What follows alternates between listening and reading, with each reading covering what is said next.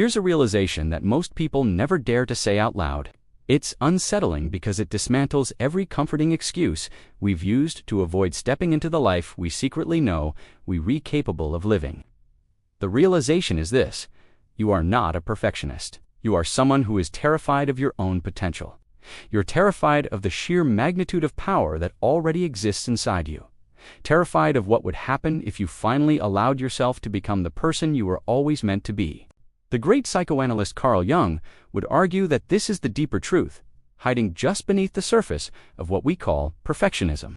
Because perfectionism is rarely about wanting things to be flawless. It's almost always about fearing what you might unleash if you stop holding yourself back.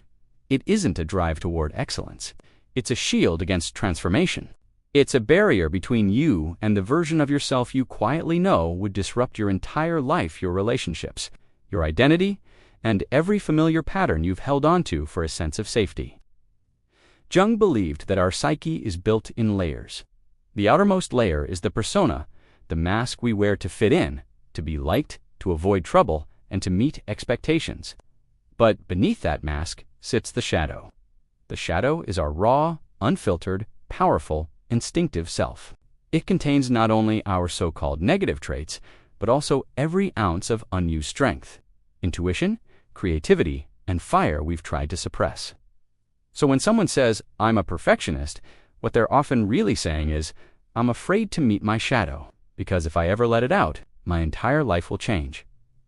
This inner structure creates a psychological prison that looks like discipline, but is actually fear. It's a cycle where you delay, you refine, you hesitate, you overthink, and you obsess over tiny details, all to avoid facing a far more terrifying truth that you could do extraordinary things if you only dared. Jung believed this fear of our own inner power is one of the greatest human conflicts. Most people are far more intimidated by their potential than by their limitations. So, they cling to the safe explanation of perfectionism, pretending their standards are simply too high.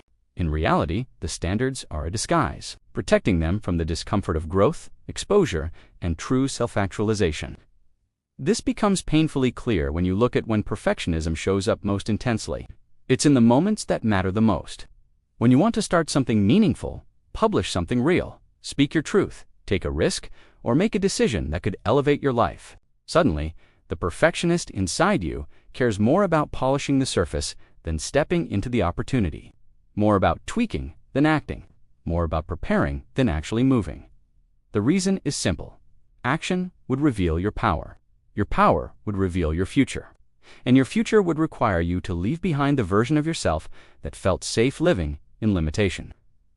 Jung insisted that this tension between who you are and who you could be is the true battlefield of the psyche. It's the place where fear, potential, instinct, and identity all clash, creating a resistance that people mislabel as perfectionism. In reality, it's self-protection from transformation. And transformation is frightening. It threatens the familiar, it disrupts the comfortable narratives we've built about ourselves, and it pushes us toward versions of ourselves we aren't yet emotionally prepared to embody. So, we sabotage. We sabotage through endless refining, constant hesitation, and obsessive detail fixation, convincing ourselves we're simply not ready yet, but deeper down, we're terrified of what will happen when we finally stop hiding. This fear of our own capability often comes from early life experiences. Maybe there were moments where being bold was punished, where your confidence was rejected, or where ambition was mocked. Maybe standing out brought shame or conflict. These experiences teach the unconscious mind that power is dangerous, visibility is unsafe, and authenticity leads to pain.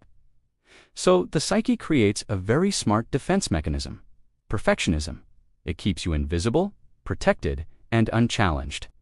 Because as long as things are not good enough yet, you never have to risk being seen, judged, rejected, or transformed. Jung emphasized that people don't fear failure nearly as much as they fear exposure. Exposure forces a confrontation with the shadow, revealing both the insecurities and the strengths we've buried. This is why the cure for perfectionism is not about lowering your standards or forcing yourself to act faster. It's about confronting the part of you that is afraid of becoming powerful. It's about acknowledging how deeply you've suppressed your instincts, your ambition, your voice, and your potential. and then giving those parts of you the space to emerge without shame. When you understand that the perfectionist mask exists to keep your shadow self locked away, you begin to see that freeing your shadow, your power, your confidence, your capabilities, the true work, perfectionism dissolves, not when things become perfect, but when you stop being afraid of yourself. Jung taught that the integration of the shadow is the pathway to psychological wholeness. This means that the moment you allow your full self to come forward, messy, raw, powerful, and unpolished, you become stronger, more confident, more creative, and less controlled by fear. The perfectionist persona cracks when you finally realize that you no longer need it to protect you. You no longer fear your own strength. You realize that your life is meant to expand and evolve, not remain neatly controlled in some artificially perfect safe zone. This shift changes everything. Once you stop trying to perfect things and instead start allowing yourself to express, act, move, and evolve, you will feel a surge of inner energy. It's the kind Jung described as the awakening of the self, the deeper, authentic identity that has been waiting patiently beneath the mask. This is the identity that is grounded, powerful, intuitive, bold, and aligned. This awakening dissolves the shame that lies beneath perfectionism, the shame of not being enough, not being ready, not being perfect. You finally see that worthiness is not earned through flawless results, but through authenticity and presence. When you begin to live from this place, other people's criticism loses its power. The need for comparison fades away. External pressure no longer controls your decisions. Why? Because you are no longer terrified of who you could become. You are no longer hiding from yourself. You are no longer shrinking to protect other people's comfort. And you are no longer deflecting your potential through the excuse of perfectionism. At that moment, life becomes expansive. Opportunities open up, ideas flow, decisions come easier, and a grounded confidence rises from within you. You are no longer fighting your own power.